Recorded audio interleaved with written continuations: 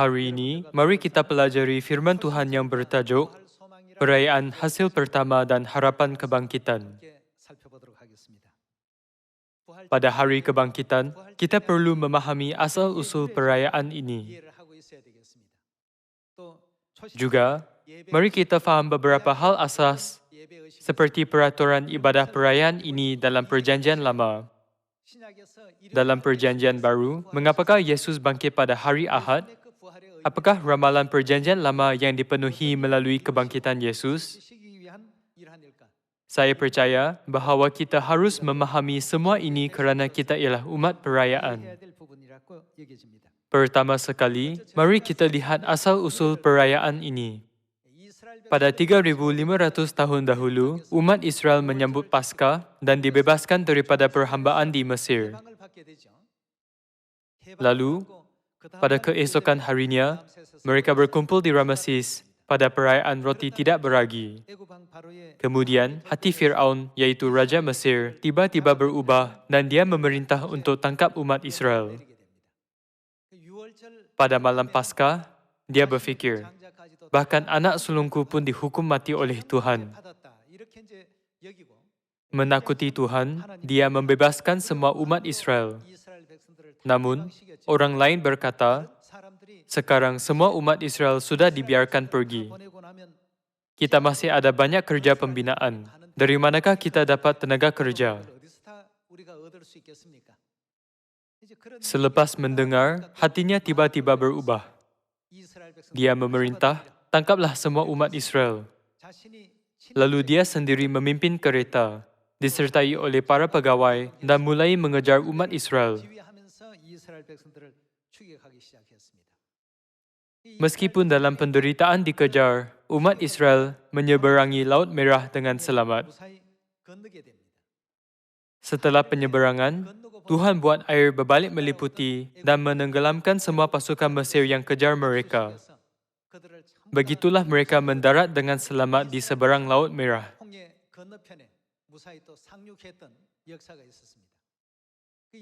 Masa umat Israel mendarat di seberang Laut Merah ialah hari kebangkitan hari ini.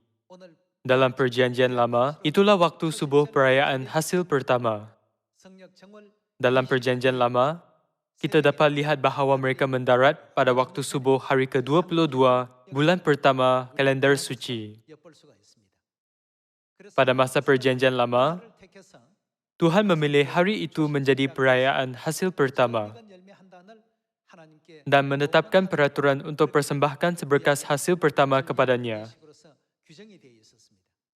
Hari ini, mengapakah hari kebangkitan disambut pada hari Ahad? Pada masa Perjanjian Lama, Tuhan telah menetapkan hari Ahad sebagai hari untuk menyambut perayaan hasil pertama.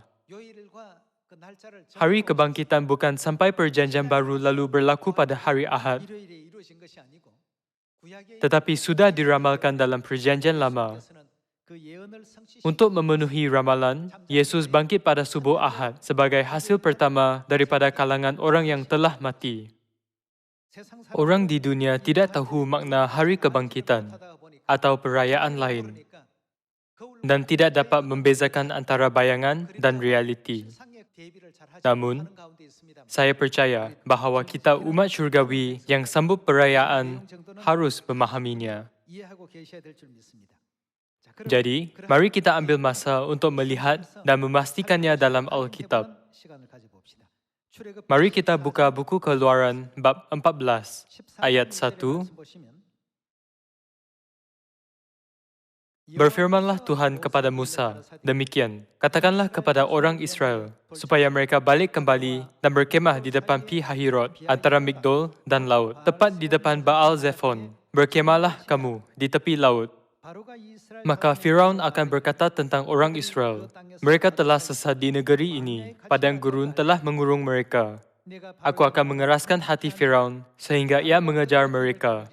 Dan terhadap Firaun dan seluruh pasukannya, aku akan menyatakan kemuliaanku, sehingga orang Mesir mengetahui bahawa akulah Tuhan. Lalu mereka berbuat demikian.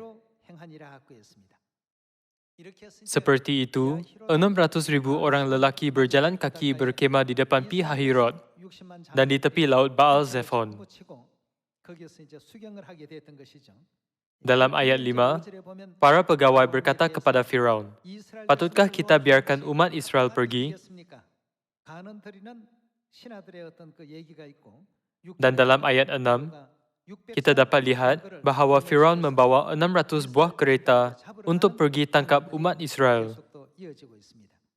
Seterusnya ayat 15, "Berfirmanlah Tuhan kepada Musa, mengapakah engkau berseru-seru demikian kepadaku? Katakanlah kepada orang Israel supaya mereka berangkat, dan engkau angkatlah tongkatmu dan ulurkanlah tanganmu di atas laut dan belahlah airnya, sehingga orang Israel akan berjalan dari tengah-tengah laut di tempat kering."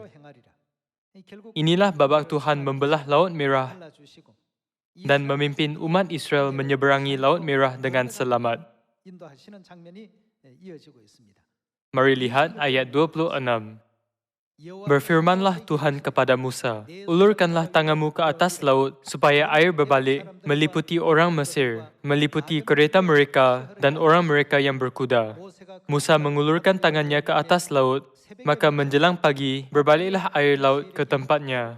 Sedang orang Mesir lari menuju air itu, demikianlah Tuhan mencampakkan orang Mesir ke tengah-tengah laut. Berbaliklah segala air itu, lalu menutupi kereta dan orang berkuda dari seluruh pasukan Firaun, yang telah menyusul orang Israel ke laut. Seorang pun tidak ada yang tinggal dari mereka. Tetapi orang Israel berjalan di tempat kering dari tengah-tengah laut, sedang di kiri dan di kanan mereka air itu seperti tembok bagi mereka. Demikianlah pada hari itu, Tuhan menyelamatkan orang Israel dari tangan orang Mesir. Dan orang Israel melihat orang Mesir mati terhantar di pantai laut. Ketika dilihat oleh orang Israel, betapa besarnya perbuatan yang dilakukan Tuhan terhadap orang Mesir, maka takutlah bangsa itu kepada Tuhan, dan mereka percaya kepada Tuhan dan kepada Musa, hamba-Nya itu.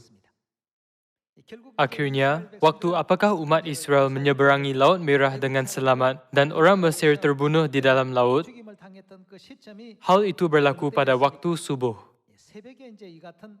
Mengikut kalender suci, itulah hari ke-22 bulan pertama. Menurut sistem minggu, itulah hari Ahad. Inilah salah satu perkara yang berlaku semasa keluaran. Jadi, sama ada subuh atau hari Ahad, apabila memperhatikan kerja bayangan yang Tuhan pimpin, kita dapat faham semudahnya bagaimana ramalan ini dipenuhi sebagai realiti. Mari kita lihat bagaimana Yesus bangkit daripada kematian menurut ramalan tersebut dengan baca buku Lukas bab 24 ayat 1. Ayat 1 tertulis, "Tetapi, apakah waktunya? Pagi-pagi benar pada hari apa? Hari pertama minggu itu. Bilakah umat Israel menyeberangi Laut Merah? Subuh hari pertama dalam seminggu, hari ke-22, bulan pertama kalender suci. Masa itu, hari disebut hari pertama, hari kedua, dan seterusnya. Pada hari pertama waktu subuh, mereka menyeberangi Laut Merah. Itulah masa apabila pasukan Mesir yang mengikut umat Israel semua lemas di dalam air, dan umat Israel diselamatkan dari Laut Merah. Tetapi pagi-pagi benar pada hari pertama minggu itu, mereka pergi ke kubur membawa rempah-rempah yang telah disediakan mereka. Mereka mendapati batu sudah terguling dari kubur itu. Dan setelah masuk, mereka tidak menemukan mayat Tuhan Yesus. Sementara mereka berdiri, termanggu-manggu. Kerana hal itu, tiba-tiba dua orang berdiri dekat mereka memakai pakaian yang berkilau-kilauan. Mereka sangat ketakutan dan menundukkan kepala. Tetapi kedua orang itu berkata kepada mereka, "Mengapa kamu mencari Dia yang hidup di antara orang mati? Ia tidak ada di sini. Ia telah bangkit. Ingatlah apa yang dikatakannya kepada kamu ketika ia masih di Galilea, yaitu bahawa anak manusia harus diserahkan ke tangan orang-orang berdosa dan disalibkan, dan akan bangkit pada hari yang ketiga." Maka teringatlah mereka akan perkataan Yesus itu. Dan setelah mereka kembali dari kubur, mereka menceritakan semuanya itu. Perempuan-perempuan itu ialah Maria dari Magdala dan Yohana dan Maria ibu Yakobus, dan perempuan-perempuan lain juga yang bersama-sama dengan mereka memberitahukannya kepada rasul-rasul. Inilah babak dalam bab 24 yang menggambarkan kebangkitan Yesus. Kita dapat lihat bahawa semua kejadian dalam Perjanjian Lama mencerminkan kerja Yesus Kristus dalam Perjanjian Baru. Sama seperti umat Israel menyeberangi Laut Merah pada subuh hari pertama, kebangkitan Yesus Kristus juga berlaku pada subuh hari pertama. Sebab itu, Tuhan menetapkan peraturan untuk memberi persembahan perayaan hasil pertama pada hari pertama seminggu dalam Perjanjian Lama. Jadi, mari kita lihat peraturan Perjanjian Lama dan Perjanjian Baru untuk memahami kebangkitan Yesus Kristus daripada kalangan orang yang telah mati. Mari kita lihat buku Imamat bab 23. Ayat 9, berbicaralah kepada orang Israel dan katakan kepada mereka, apabila kamu sampai ke negeri yang akan kuberikan kepadamu dan kamu menuai hasilnya, maka kamu harus membawa seberkas hasil pertama dari penuaianmu kepada imam. Dan imam itu harus mengunjukkan berkas itu di hadapan Tuhan, supaya Tuhan berkenan akan kamu. Imam harus mengunjukkannya bila? Pada hari sesudah Sabat itu. Hari apakah hari sesudah Sabat? Hari pertama. Hari Sabat ialah hari ketujuh. Jadi hari sesudah hari ketujuh ialah hari pertama. Memandangkan pekerjaan Musa meramalkan pekerjaan Yesus Kristus, kita dapat memastikan bahawa Yesus Kristus juga ditetapkan untuk bangkit sebagai hasil pertama daripada kalangan orang mati pada hari Ahad, iaitu hari pertama menurut ramalan. Oleh itu, bilakah persembahan perayaan hasil pertama harus diunjukkan untuk dikenan Tuhan? Hari sesudah Sabat. Seperti itu, tarikhnya sudah ditentukan. Ini bukanlah hal Perjanjian Baru tetapi telah ditetapkan sejak Perjanjian Lama. Perjanjian Baru memenuhi hari itu menurut ramalan. Ada orang menipu, walaupun hari Sabat, Sabtu, disambut dalam Perjanjian Lama, ibadah ditukar kepada hari Ahad kerana hari kebangkitan Yesus lebih penting. Sejak masa Perjanjian Lama, makna persembahan perayaan hasil pertama diberikan kepada Tuhan pada hari pertama telah terkandung dalam perayaan ini. Perayaan hasil pertama ialah hari kebangkitan dalam Perjanjian Baru.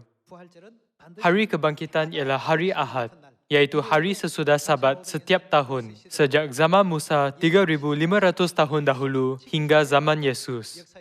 Kita teruskan dengan ayat 12. Pada hari kamu mengunjukkan berkas itu, kamu harus mempersembahkan seekor domba berumur setahun yang tidak bercela sebagai korban bakaran bagi Tuhan, serta dengan korban saljiannya dari 2/10 efa tepung yang terbaik, diolah dengan minyak, sebagai korban api-apian bagi Tuhan, yakni bau yang menyenangkan, serta dengan korban curahannya dari 1/4 hin anggur. Sampai pada hari itu juga janganlah kamu makan roti, atau berteh gandum, atau gandum baru, sampai kamu telah membawa persembahan Tuhanmu. Itulah suatu ketetapan untuk selama-lamanya bagi kamu turun-temurun di segala tempat kediamanmu. Bilakah persembahan perayaan hasil pertama harus diberi? Pada hari sesudah Sabat, ada upacara unjukan untuk berkenan kepada Tuhan. Seberkas hasil pertama, dalam istilah bahasa Cina, pertama, buah, bermaksud buah pertama. Nama perayaan hasil pertama diturunkan sampai sekarang.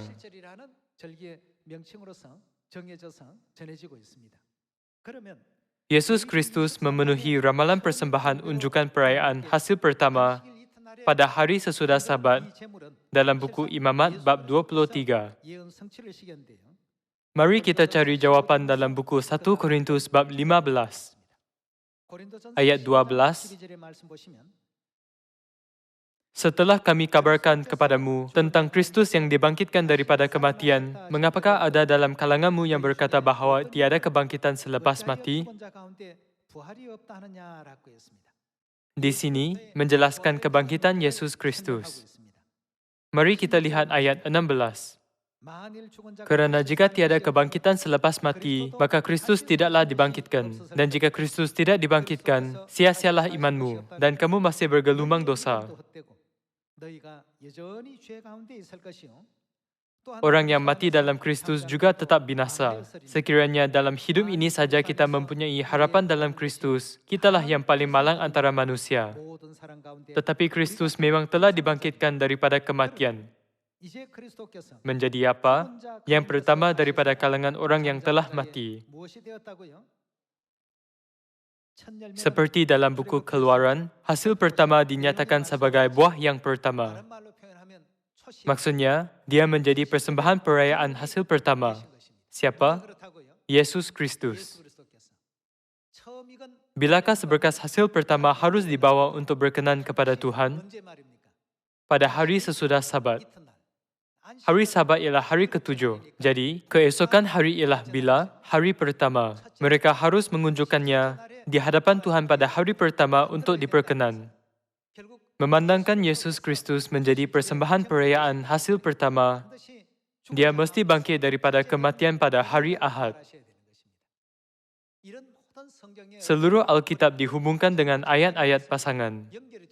Orang yang tidak faham perayaan tidak tahu mengapa Yesus bangkit pada hari Ahad. Jadi mereka menyesatkan orang dengan berkata, Yesus bangkit pada hari Ahad. Hari itu lebih penting. Jadi kita harus beribadah pada hari itu. Bapa dan Ibu Syurgawi memanggil kita ke Sion yang menyambut perayaan dan biar kita memahami perayaan hasil pertama. Kita faham mengapa Yesus Kristus harus bangkit pada hari Ahad, bukan? Yesus ialah realiti persembahan perayaan hasil pertama. Memandangkan dia harus memenuhi ramalan, yaitu bayangan, dia harus bangkit daripada kematian pada hari pertama, yaitu hari sesudah Sabat. Jadi Alkitab mengingatkan kita, dialah yang pertama daripada kalangan orang yang telah mati. Mari kita ambil masa untuk lihat kehendak Tuhan mengenai kebangkitan. Mari buka buku 1 Korintus bab 15 ayat 50. Inilah yang hendakku katakan kepadamu, yaitu bahawa daging dan darah tidak mendapat bagian dalam kerajaan Tuhan dan bahawa yang binasa tidak mendapat bagian dalam apa yang tidak binasa. Sesungguhnya, aku menyatakan kepadamu suatu rahsia. Kita tidak akan mati semuanya, tetapi kita semuanya akan diubah dalam sekejap mata pada waktu bunyi nafiri yang terakhir. Sebab nafiri akan berbunyi dan orang-orang mati akan dibangkitkan dalam keadaan yang tidak dapat binasa dan kita semua akan diubah. Tuhan telah menyediakan masa sebegitu untuk kita. Orang yang mati dalam Kristus akan hidup dan pakai baju rohani yang syurgawi. Dan kita yang hidup juga akan diubah serta pakai baju rohani syurgawi untuk naik ke kerajaan Tuhan yang kekal, menikmati kehidupan kekal dan berkat selama-lamanya dengan Tuhan. Inilah harapan orang kudus gereja awal. Hari ini, kita juga ada harapan yang sama. Sudah tentu, ada kebangkitan orang benar dan orang jahat. Jadi kita semua harus ambil bagian dalam kebangkitan orang benar. Mari kita lihat apa yang dikatakan dalam buku 1 Tesalonika bab 4. Ayat 13. Selanjutnya, kami tidak mahu saudara-saudara bahwa kamu tidak mengetahui tentang mereka yang meninggal, supaya kamu jangan berduka cita seperti orang-orang lain yang tidak mempunyai pengharapan. Karena jika kita percaya bahawa Yesus telah mati dan telah bangkit, maka kita percaya juga bahawa mereka yang telah meninggal dalam Yesus akan dikumpulkan Tuhan bersama-sama dengan Dia. Ini kami katakan kepadamu dengan firman Tuhan, kita yang hidup, yang masih tinggal sampai kedatangan Tuhan, sekali-kali tidak akan mendahului mereka yang telah meninggal. Sebab pada waktu tanda diberi, yaitu pada waktu penghulu malaikat berseru, dan sangkakala Tuhan berbunyi, maka Tuhan sendiri akan turun dari surga, dan mereka yang mati dalam Kristus akan lebih dahulu bangkit. Sesudah itu, kita yang hidup, yang masih tinggal, akan diangkat bersama-sama dengan mereka dalam awan menyungsung Tuhan di angkasa. Demikianlah kita akan selama-lamanya bersama-sama dengan Tuhan. Kerana itu, hiburkanlah seorang akan yang lain dengan perkataan-perkataan ini. Saat yang mulia itu pasti akan datang, betul? Hari apabila Tuhan datang ke bumi ini untuk mengambil kita, anak-anaknya, orang yang terima Kristus dan masih hidup akan diubah. Orang yang terima Kristus selepas mati akan bangkit memakai badan rohani dan hidup dalam berkat menerimanya. Oleh itu, kebangkitan dianggap sebagai salah satu harapan yang terpenting dalam iman kita.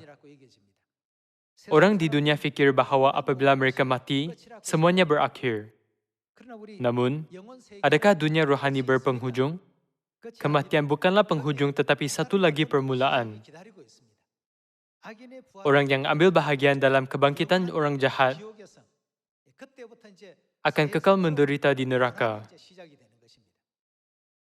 Namun, orang yang ambil bahagian dalam kebangkitan orang benar akan menikmati kehidupan kekal dan kebahagiaan dengan Kristus di Firdaus syurga yang kekal, bukan? Jadi, kita semua harus lebih tekun mempelajari firman Tuhan dan memuliakan Tuhan dengan kehidupan yang lebih benar, soleh, dan kudus. Mentaati firman Tuhan semasa hidup. Sekarang, mari kita lihat beberapa perkara yang berlaku pada hari kebangkitan dalam Perjanjian Baru. Mari kita lihat buku Lukas bab 24 ayat 13. Lukas bab 24 ayat 13 tertulis, pada hari itu juga dua orang dari murid-murid. Di sini, pada hari itu, ialah hari Yesus bangkit. Pada hari itu juga dua orang dari murid-murid Yesus pergi ke sebuah kampung bernama Emmaus, yang terletak kira-kira 7 mil jauhnya dari Yerusalem. Dan mereka bercakap-cakap tentang segala sesuatu yang telah terjadi. Ketika mereka sedang bercakap-cakap dan bertukar pikiran, datanglah Yesus sendiri mendekati mereka, lalu berjalan bersama-sama dengan mereka. Tetapi ada sesuatu yang menghalangi mata mereka, sehingga mereka tidak dapat mengenal dia.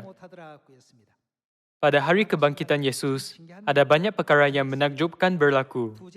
Ketika dua orang murid berjalan ke sebuah kampung yang bernama Emmaus, mereka berbual dengan Yesus di sebelah. Namun, mereka tidak mengenali dia.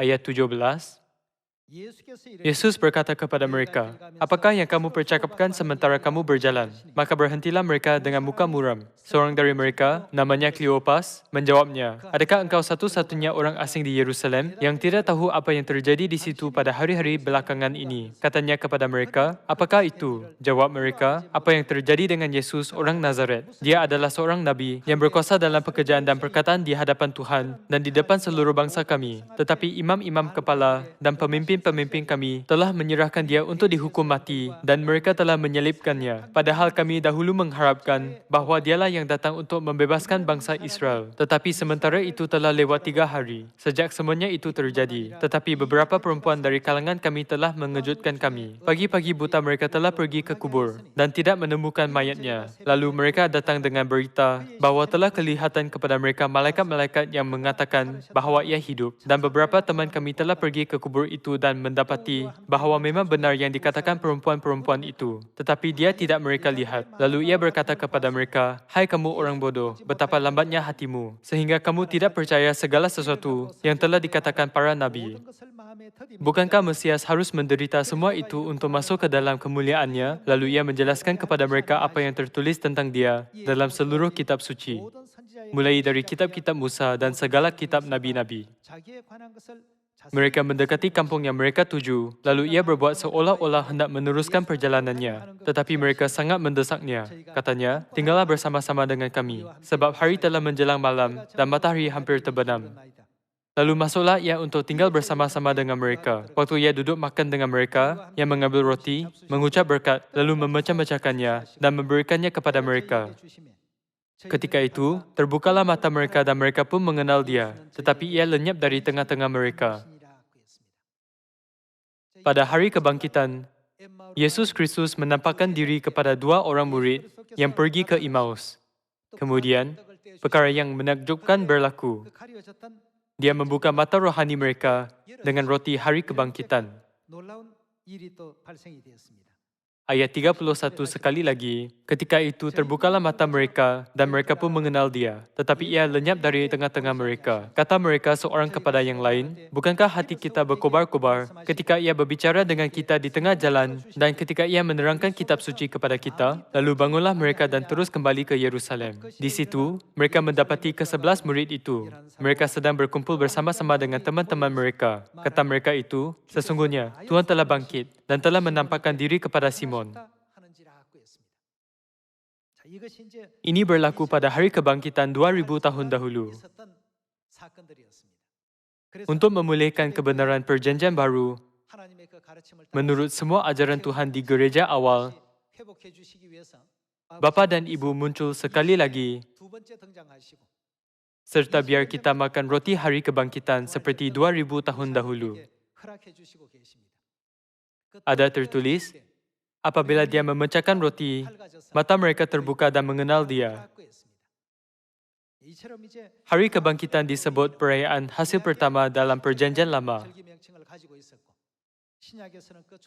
Dalam Perjanjian Baru, Yesus Kristus memenuhi ramalan perayaan hasil pertama. Maksudnya, dia memenuhi ramalan perayaan yang pertama daripada kalangan orang yang telah mati. Hakikat bahawa dialah persembahan untuk perayaan ini dapat dilihat melalui semua ajaran Alkitab dalam Perjanjian Lama serta Perjanjian Baru. Perjanjian Lama telah membuktikan bahawa semua ini akan berlaku pada hari Ahad. Upacara ini mesti disambut pada hari Ahad.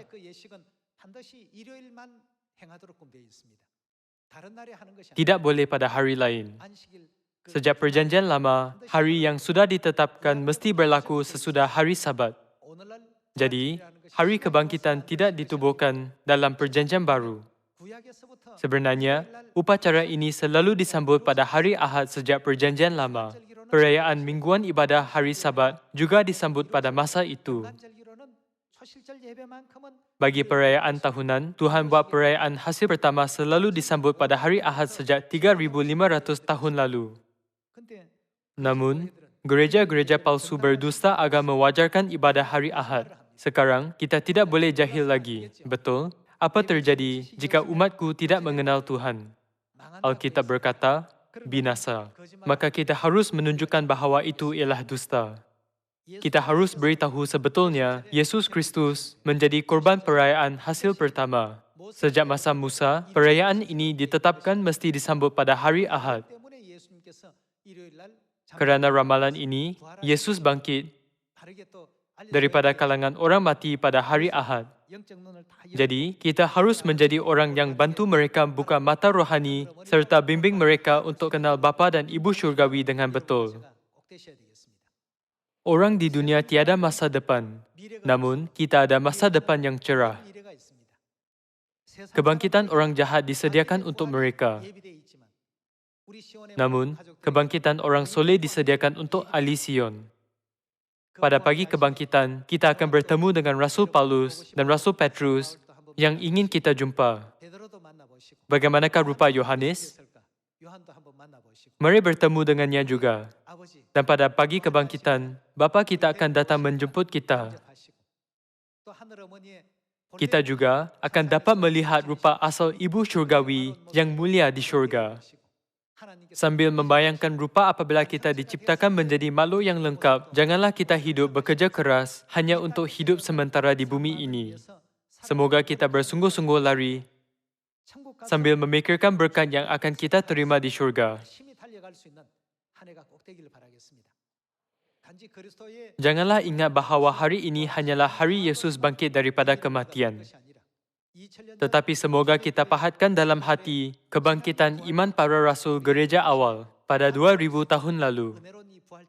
Dengan ini, saya tamatkan khutbah hari ini. Sekian, terima kasih.